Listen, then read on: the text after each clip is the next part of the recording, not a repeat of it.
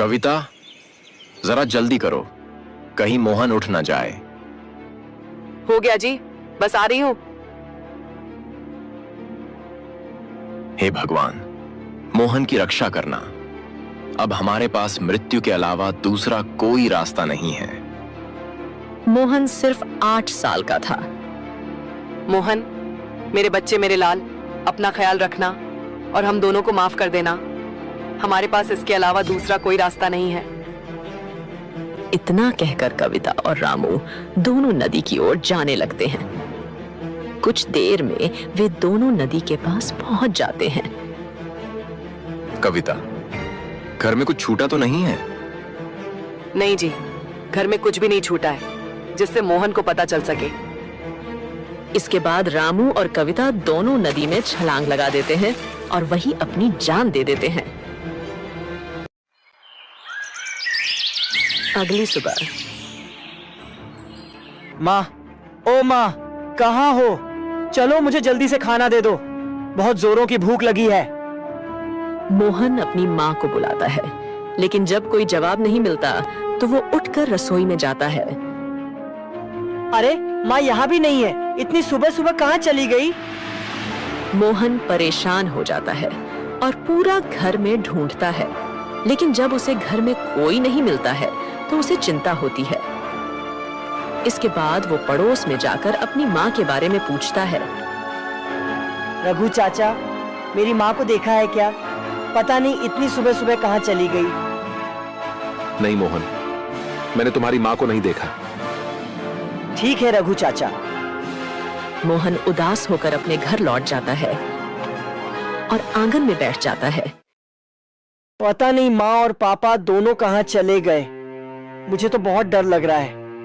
हे भगवान, रक्षा करना। उन्होंने आज तक कभी मुझे अकेला नहीं छोड़ा। मोहन की आंखों में आंसू था। थोड़ी ही देर में मोहन की आंख लग जाती है और वो वहीं बैठे बैठे सो जाता है। शाम का समय। मोहन जल्दी से उठता है। माँ, बाबा। मोहन इधर उधर देखता है, उसे कोई नहीं दिखाई देता है। इसके बाद मोहन रोते हुए कहता है, हे भगवान, माँ बाबा दोनों कहाँ चले गए? अभी तक नहीं लौटे। कहीं मुझे छोड़ के तो नहीं भाग गए? मोहन भूखा था। वो उठकर घर में जाता है और घर में खाने के लिए ढूंढता है, लेकिन घर में एक दाना भी नहीं था। समझ नहीं आ रहा है क्या करूं। मुझे बहुत जोरों की भूख लगी है और पता नहीं माँ बाबा कहाँ चले गए। मुझे डर भी लग रहा है। भगवान मेरी रक्षा करना। मोहन बिना कुछ खाए पिए जाकर सो जाता है। अगले दिन पूरे गांव में हल्ला हो गया था कि मोहन के माता पिता उसे छोड़कर कहीं भाग गया है। बेचारे मोहन की तो जिंदगी खराब कर दी उसके माता पिता ने। बताओ अब मोहन कहाँ जाएगा? हाँ, तुम सही कह रहे हो श्याम। इस बेचारे 8 साल के बच्चे की क्या गलती थी। गांव के लोग मोहन के बारे में चर्चा कर रहे थे। वहीं पास में खड़ा सेठ धनीराम ये सुनता है और उसके दिमाग में एक तरकीब आता है। इसके बाद वह जल्दी से मोहन के घर जाता है। मोहन, अरे ओ मोहन के बच्चे, बाहर निकल। इतना सुनकर मोहन जल्दी से बाहर आता है। जी सेठ जी। अरे मोहन, मैंने सुना है तेरे माता पिता तुझे छोड़कर भाग गया है। अब तू ये बता, मेरे कर्ज के पैसे कौन लौटाएगा? क्या कर्ज के पैसे? हाँ, पैसे। तेरे पिता ने मुझसे बहुत सारा कर्ज लिया था और वो तो मुझे कर्ज वापस किए बिना ही भाग गया। तू बता, मुझे कैसे पैसे वापस लौटाएगा? सेठ जी, आप तो जानते हैं मेरे पास कुछ भी नहीं है। मैं किस तरह आपको धन लौटा पाऊंगा? ले देकर बस मेरे पास एक झोपड़ी है जिसमें मैं रहता हूँ। इस झोपड़ी का मैं क्या करूं? अगर पैसे नहीं है तो तुझे उम्र भर मेरे खेतों में मजदूरी करनी पड़ेगी और तभी ये कर्ज चुकेगा और मैं इसके तुझे पैसे भी नहीं दूंगा। मोहन नादान था, इसलिए वो आसानी से सेठ धनीराम की बात मान जाता है। ठीक है सेठ जी, अगर ऐसा करने से कर्जा माफ हो जाएगा तो मुझे मंजूर है। इसके बाद मोहन सेठ धनीराम के खेत में मजदूरी करने लगता है।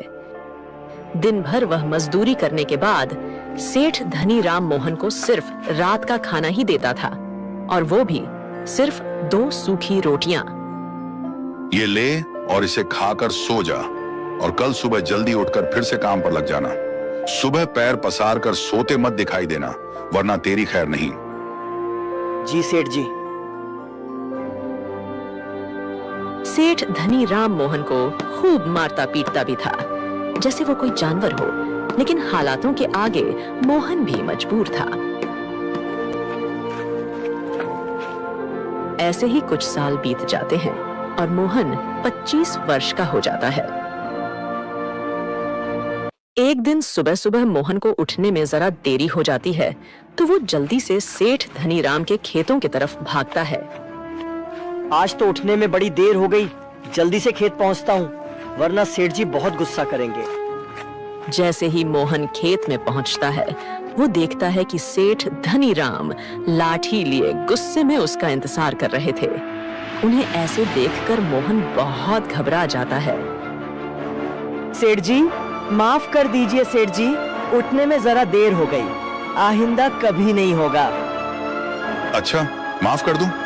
अरे एक बार माफ करूंगा ना, तो तू बार बार यही गलती दोहराएगा। सजा तो तुम्हें मिलनी ही चाहिए। तू क्या चाहता है? तू घर में आराम करे और मैं खेतों में काम करूं? रुक, अभी बताता हूं तुझे। इतना कहकर सेठ मोहन को बेरहमी से पीटने लगता है।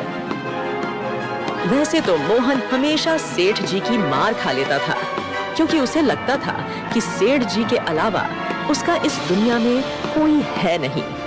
लेकिन आज मोहन सेठ जी को जवाब देते हुए कहता है, बस करिए सेठ जी, कितना पीटेंगे? रात में आप ही ने मुझसे खेतों में देर तक काम करवाया, इसलिए तो मुझे घर लौटने में देरी हुई थी, और इसी वजह से मैं सुबह जल्दी नहीं उठ पाया। तो भला इसमें मेरी क्या गलती है? सेठ जी मोहन का ऐसा जवाब सुनकर बौखला जाते हैं। अच्छा, तो तू क्या चाहता है मोहन? गलती किसकी है? मेरी? अरे तेरे जैसे को तो अपने सगे माँ बाप ने भी नहीं रखा, छोड़कर भाग गया, और अब मेरी टुकड़ों पर पलकर मुझसे ही जबान लड़ाता है। जा, निकल जा मेरी खेत से। जब भूखे मरेगा तब आएगा मेरे पास वापस लौटकर। सेठ की ऐसी कड़वी बातें सुनकर मोहन की आंखों में आंसू आ जाते हैं। ठीक है, मैं जा रहा हूँ सेठ जी। वो खेत छोड़कर सीधा गांव के बाहर की तरफ भागने लगता है।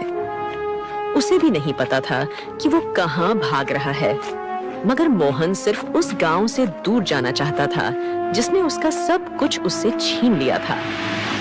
अब कभी वापस नहीं लौट कर आऊंगा, चाहे जैसे मुझे अपना गुजारा करना पड़े। ये सब सोचते हुए भूखा प्यासा मोहन एक जंगल के पास पहुंचता है और वहां एक पेड़ के नीचे बैठकर रोने लगता है। कुछ देर बाद मोहन आगे बढ़ता है। मोहन उदास होकर आगे बढ़ रहा होता है कि तभी मोहन की नजर सामने एक पेड़ के नीचे बैठे साधु पर पड़ती है। साधु बैठकर तपस्या कर रहे थे। मोहन को ऐसे झाड़ियों के पास खड़ा देखकर साधु मुस्कुरा देते हैं और प्यार से उससे कहते हैं, क्या हुआ बेटा, तुम यहाँ क्या कर रहे हो? मोहन साधु के पास जाता है। क्या बात है बेटा, बड़ा परेशान लग रहे हो? हाँ बाबा, परेशान तो हूँ। जीवन में कुछ अच्छा नहीं चल रहा है। भूख, प्यास और थकान से शरीर भी व्याकुल है। अच्छा, सबसे पहले तुम एक काम करो, उस झोपड़ी के अंदर जाओ, वहां कुछ फल रखे होंगे, उन्हें उठा कर ले आओ। मोहन साधु की बात मान लेता है और झोपड़ी के अंदर जाकर कुछ फल उठा लाता है। साधु उसमें से कुछ फल लेकर बाकी फल मोहन को दे देते हैं। ये कुछ फल मेरे पास रहने दो और बाकी के तुम खा लो। लगता है सुबह से तुमने कुछ नहीं खाया। मोहन को यह सुनकर बड़ी प्रसन्नता होती है। धन्यवाद बाबा। आपको कैसे पता चला कि मैंने सुबह से कुछ नहीं खाया था? मैंने तो बस इतना बताया था कि मैं अभी भूखा था। बस यूं ही समझ लो कि मुझे ऊपर वाली ने बताया है। अच्छा, जरा अपना हाथ लाना तो। मोहन साधु की बात सुनकर कुछ समझ नहीं पाता, लेकिन फिर भी वो अपना एक हाथ साधु की तरफ बढ़ा देता है। मोहन का हाथ साधु बड़े ध्यान से पढ़ने लगते हैं। वाह, ऐसी लकीरें तो मैंने आज तक सिर्फ राजा महाराजाओं के हाथ में देखी है। बेटा, तुम तो बहुत तकदीर वाले हो। मोहन को साधु की बात पर हंसी आ जाती है। ये आप कैसी बातें कर रहे हैं साधु महाराज? आपकी बातों से तो मुझे ऐसा लग रहा है आप मेरा हाथ देखने का सिर्फ नाटक कर रहे हैं और आपको लकीर पढ़ना आता ही नहीं। मोहन की बात पर साधु मुस्कुरा देते हैं। क्या हुआ बेटा, तुम ऐसे क्यों कह रहे हो? मैंने आज तक अपना जीवन गरीबी में बिताया है बाबा। मेरे माता पिता भी मुझे छोड़कर भाग गए हैं। जीवन भर उस सेठ ने मुझे मारा पीटा। अरे मेरी जैसी किस्मत तो किसी की ना हो। और आप कहते हैं मेरी लकीर महाराजाओं जैसी है और मैं बहुत तकदीर वाला हूँ। ये सब सुनकर साधु महाराज फिर से मुस्कुरा देते हैं। बेटा, तुम चिंता मत करो, तुम्हें जल्दी मेरी बातों पर यकीन हो जाएगा। मेरे ख्याल से तुम्हें यहाँ से पश्चिम दिशा की तरफ जाना चाहिए और ये फल अपने साथ ले जाओ, रास्ते में तुम्हारे काम आएंगे। इसके बाद मोहन साधु के दिए फल लेकर पश्चिम दिशा की तरफ चलने लगता है। शाम होते होते जंगल का रास्ता खत्म हो जाता है और मोहन को एक गांव दिखाई देता है। गांव देखकर मोहन को बड़ी खुशी होती है। आखिरकार गांव आ गया। मुझे कम से कम जंगली जानवरों के बीच जंगल में नहीं सोना पड़ेगा। कितना डरावना जंगल था वो। लेकिन अब मुझे रहने के लिए कोई जगह ढूंढनी पड़ेगी। मोहन गांव में इधर उधर किसी काम और जगह की तलाश में भटकने लगता है कि तभी उसे हीरालाल नाम के एक आदमी की मिठाई की दुकान नजर आती है। हीरालाल एक बूढ़ा आदमी था और सभी ग्राहकों से बड़े प्यार से बात कर रहा था। मोहन को देखकर वो उसे कहता है, अरे क्या हुआ बेटा, कौन सी मिठाई चाहिए तुम्हें? आज से पहले तुम्हें कभी देखा नहीं। तुम इस गांव के लगते नहीं हो। जी वो नहीं, मैं इस गांव का नहीं हूँ और मुझे कोई मिठाई नहीं चाहिए। क्या मुझे आपकी दुकान में अभी कुछ काम मिलेगा? बदले में आप मुझे बस आज रात गुजारने के लिए जगह दे दीजिए। अच्छा ठीक है, तुम ये सब मिठाई के खाली डब्बे संभालने में मेरी मदद कर दो। मैंने मेरे निकम्मे बेटे अनुज को कितना बुलाया, लेकिन वो आया ही नहीं। मोहन बड़े मन से हीरालाल की मदद करने लगता है। हीरालाल को भी मोहन से बात करके बड़ा अच्छा लग रहा था।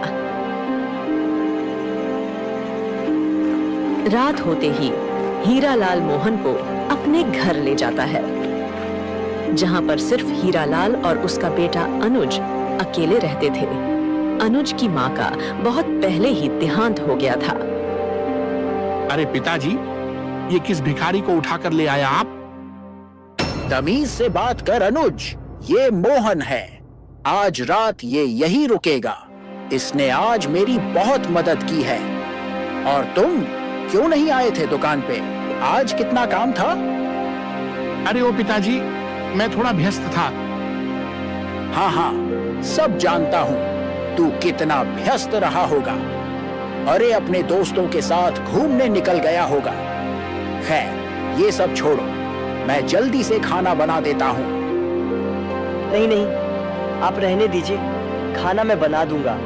आपने मुझे यहाँ रुकने दिया है, वही बहुत है। सच में तुम खाना बना दोगे?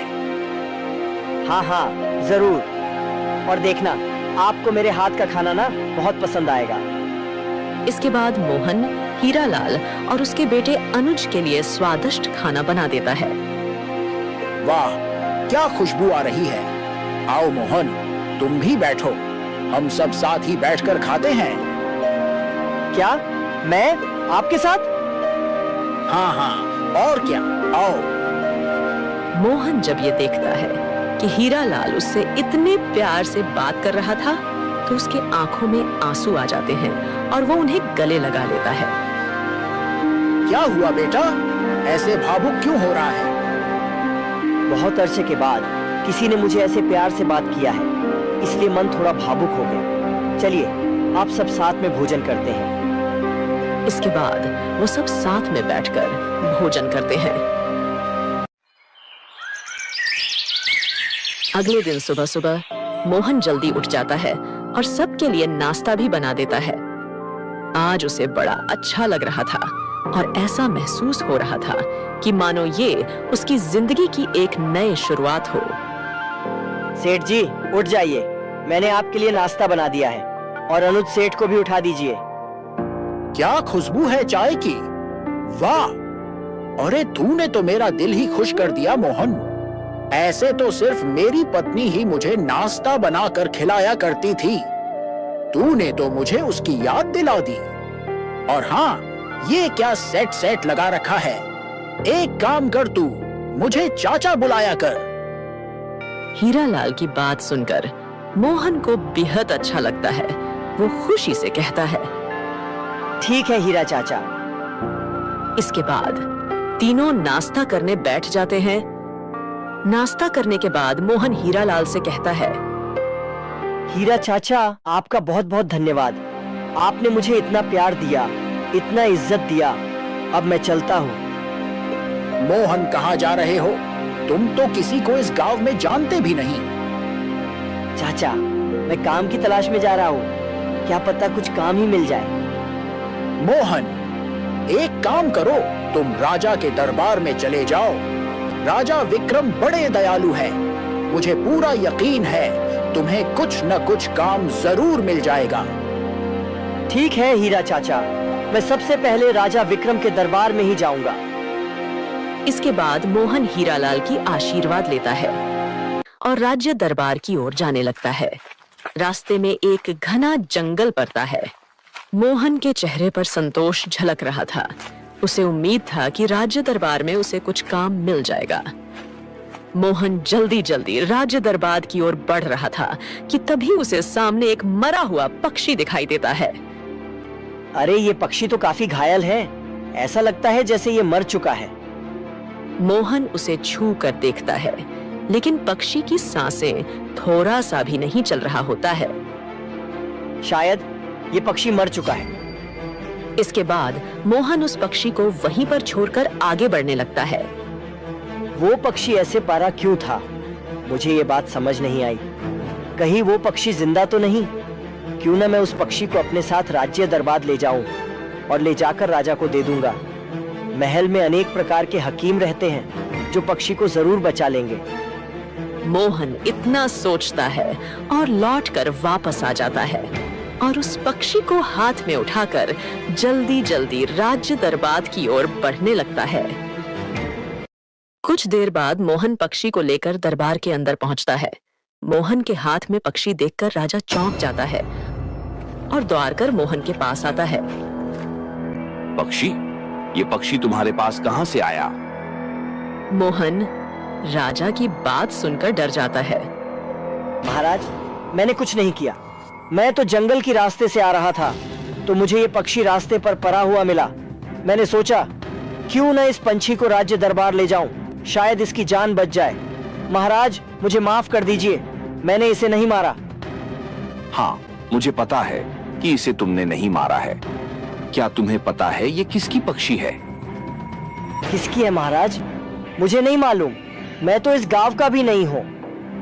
ये पक्षी यहाँ के राजकुमार रवि का था, जो कि मेरा इकलौता पुत्र था। और तुम्हें पता है वो राजकुमार कौन है? मोहन डरते डरते कहता है, कौन है महाराज? वो राजकुमार तुम हो। तुम बचपन में खेलते खेलते जंगल में गुम हो गए थे। मैंने तुम्हें कहाँ नहीं ढूंढा, लेकिन मुझे उम्मीद था कि तुम एक दिन जरूर लौटोगे। बेटा, ये पूरा राज्य 25 साल से तुम्हारा इंतजार कर रहा है।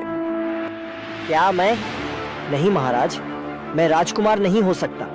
मैं तो एक गरीब आदमी हूँ। मुझे तो मेरे माता पिता ने बचपन में ही अकेले छोड़ दिया था। बेटा, वो तुम्हारे माता पिता नहीं थे, वो दोनों डायन थे जो तुम्हें जंगल से अपहरण करके ले गया था। लेकिन ये सब आपको कैसे पता? और मुझे तो कुछ याद नहीं। बेटा, तुम्हारे गुम हो जाने के बाद मैंने तुम्हें बहुत ढूंढा, लेकिन कहीं से कुछ पता नहीं चल रहा था कि अचानक एक दिन एक साधु आते हैं और उन्होंने ही बताया था कि 25 साल बाद एक आदमी मरे हुए पक्षी लेकर राज दरबार में आएगा।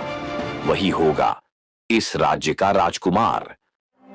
मोहन ये सब सुनता है और उसे विश्वास नहीं होता है कि तभी उसे साधु की बात याद आता है।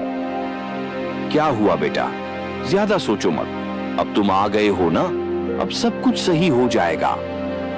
इसके बाद मोहन अपने पिता राजा विक्रम के गले लग जाता है। दोस्तों, कहानी अच्छी लगी हो तो लाइक, सब्सक्राइब एंड कमेंट जरूर करें।